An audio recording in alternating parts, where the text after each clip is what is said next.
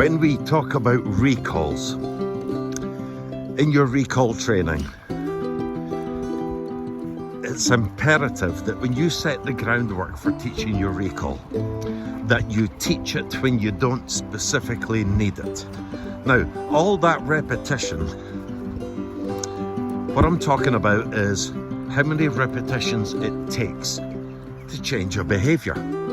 And because recalls have so many variables in different environments and different settings here, she loves this area. It's an extremely rich area. Come on, girl. But a great recall over in the park doesn't mean that I'm going to get a great recall here.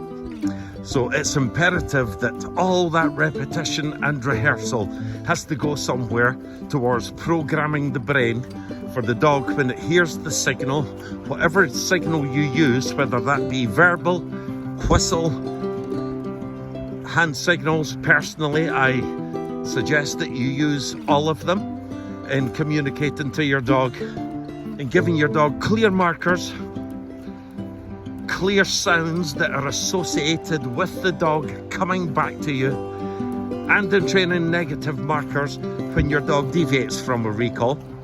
That all of this goes a long way towards wiring the dog's brain in a strong way so that you get instant and rapid responses to what it is that you're aiming to do.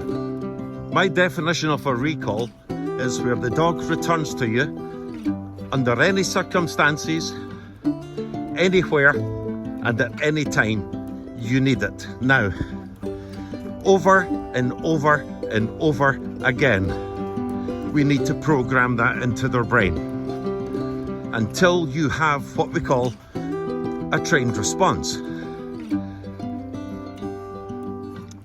On any given walk, you should train recalls on every single walk that you do with the dog. On any given walk. So just say, for example, you're out for an hour with the dog. There's no reason why you cannot get between 10 and 20 recalls in that time. And as you start to progress towards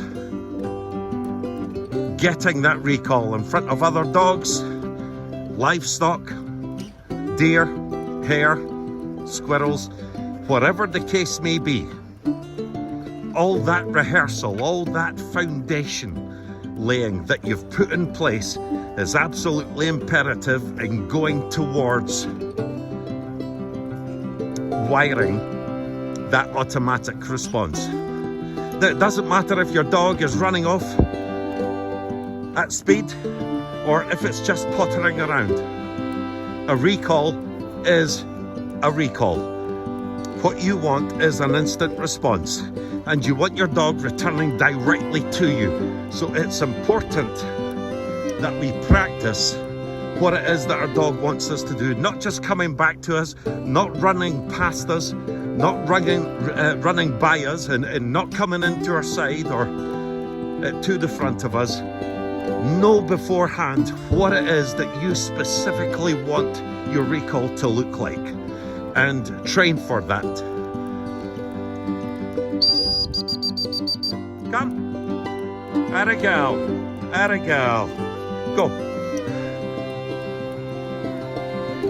What you're looking for is just when they hear that sound, it's been reinforced, reinforced, and reinforced time and again through practice, that it just becomes a thing, and it becomes a thing in any given environment. If you only train your recall when you need it, for example, if your dog is strongly drawn towards other dogs, or it loves to flush birds or anything like that, or it comes back on its own terms, and you've introduced it to a lively environment, then that's the wrong place to train. The biggest obstacle for dog owners is finding an area with minimal distractions, or certainly taking away what that strong draw is. And if it's other dogs, don't train it to begin with in front of other dogs. It's sure to fail because the competition is too powerful. It's far too strong for you. So we need an area where we can get our dogs focused and we can really work on putting some emotional content into our recalls. What I mean by that is heart and soul. Really pour your emotions into it, people, because that's what really gets your dog. That's a major contributing factor in getting your dog to come back to you. Some dogs will not work for food, toys, play, or whatever you have to offer.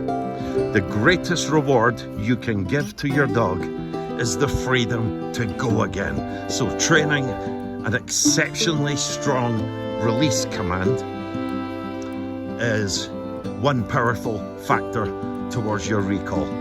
And anticipation is a very powerful thing emotionally. So training that in your dog is what is really going to help there. Permission to go and play, permission to go and sniff, hunt, and do whatever. These are all pertinent because that is what the dog really, really wants. I've nothing against food. Food is a very potent tool in the initial conditioning of a recall, but it's not the be-all and end-all reward. And if you have a hunter who has no interest in food, and that's all you have to offer, your recall is likely to fail in those circumstances. So training, building the relationship, having an exceptionally good, clear communication system with markers, sound and direction signals, and creating the anticipation before when you call your dog back that you're going to send it out to you again. That's what's really going to jazz up your recall. When a dog is hunting and it's using its senses, you already, supposing there's not much there, or it might appear not to be much in the environment, you already have a strong chemical competition to what you're competing with the dog in its nose. Now you also have to consider its hearing. Your dog's hearing is heightened in these environments. It can hear every crack, every movement. Some of them can detect mice and what have you in undergrowth, so all the time they're sniffing, they are open up their ears and they're learning from that as well. So it's really, really good that you look for an environment that sets you and your dog up for success. Now that competition is going to stiffen as you progress into more environments.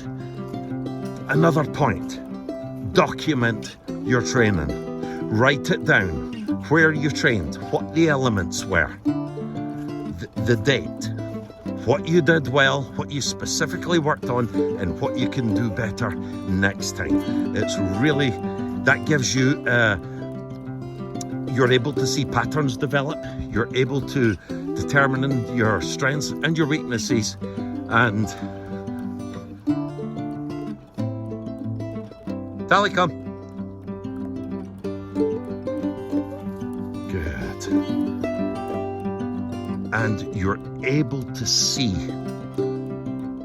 where the progress is and where you need to put in extra work. Documenting your work is highly valuable, and it's something that you should definitely do. As with anything, practice, practice, practice. You must practice like it's the most important thing to you. And when you have a good foundation in place for that, Tally, come. Atta girl, go on. Directional changes too.